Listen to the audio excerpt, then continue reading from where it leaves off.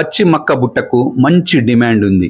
వర్షకాలం ఆరుతడి పంటల్లో ముందుగా కోతకు వచ్చేది మొక్కజొన్న పచ్చి బుట్ట. తక్కువ పెట్టుబడి, స్వల్ప కాలంలో చేతికి వచ్చే మొక్కజొన్న పంట ద్వారా రైతులు లాభాలు గడిస్తున్నారు. ఈ ఏడు వాతావరణం సహకరించడంతో అన్నదాతలకు మంచి దిగుబడి పొందుతున్నారు. దీంతో ఒక ఎకరానికి 80,000 నుంచి ₹1,00,000 వరకు గుత్త తీసుకుంటున్నామని వ్యాపారులు చెప్తున్నారు.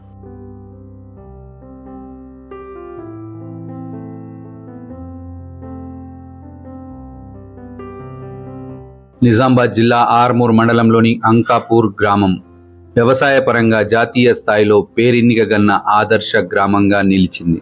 అంకాపూర్ రైతులు ఎప్పుడు నూతన పద్ధతుల్లో వ్యవసాయం చేస్తూ లాభాల పంటలు పండిస్తారు. వీరిని ఆదర్శంగా తీసుకొని ఎంతో మంది రైతులు వివిధ ప్రాంతాల నుంచి వచ్చి వ్యవసాయంలో మెలకువలు తెలుసుకుంటారు. ఆర్మూర్ డివిజన్లో మొక్కజొన్న పంటను ఎక్కువ సాగు చేస్తారు. అంకాపూర్లోని 63వ జాతీయ రహదారి పక్కన పచ్చి మక్క బుట్ట మార్కెట్ను 5 దశాబ్దాల కిందట ఏర్పాటు చేశారు. ఇక్కడ ఏటా 50 కోట్లకు పైగా పచ్చి బుట్ట వ్యాపారం జరుగుతుంది. ఇలా 10,000, 9,000, 8,500 రేటు పోతుంది. నిన్న 6,000 పోయింది. ఒక రేటు పోతుంది. రోజు రోజు చేంజ్ అవుతుంది. ట్రాలీ ఆటో, ఇప్పుడు ట్రాలీ ఆటో ఫుల్ ఉంటుంది, నింపుతారు.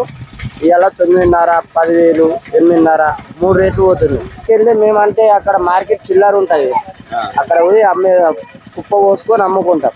డజన్లు 100 ఎక్కి సాపేస్తాం. ఒక ఎకరాల 12 ఆటోలు వెళ్ళచ్చు, 9 ఆటోలు వెళ్ళచ్చు. ట్రాలీ ఆటోలు మన కిస్మత్ రాత రాసింది ఉంటే 11 వెళ్ళచ్చు. అంటే మా వాళ్ళే బేరగాళ్ళే, కానీ ఎకరాల హిసాబ్ కూడా ఉంటారు. 1,00,000 పెడతారు, 90,000 పెడతారు, 80,000 పెడతారు. భూమిని బట్టి, రంకిని బట్టి. సీజన్లో ప్రత్యేకంగా వందలాది మందికి, పరోక్షంగా లక్షలాది మందికి ఉపాధి లభిస్తుంది. వివిధ జిల్లాలకు చెందిన వ్యాపారులు కొన్ని దశాబ్దాలుగా ఈ వ్యాపారం చేస్తున్నారు. ఒక ఎకరం మొక్కజొన్న సాగు చేయాలంటే సుమారు ₹25,000 ఖర్చు అవుతుంది. ఒక ఎకరంలో 10 నుంచి 12 ఆటో ట్రాలీల పచ్చి మక్క బుట్ట దిగుబడి వస్తుంది. 70,000 నుంచి 80,000 వరకు ఉన్నది. మొన్నటి దాకా ₹1,00,000 నడిచినది, ఇప్పుడు కొద్దిగా తగ్గింది. 80,000 నడుస్తుంది. 70,000 నుంచి 80,000 వరకు నడుస్తుంది.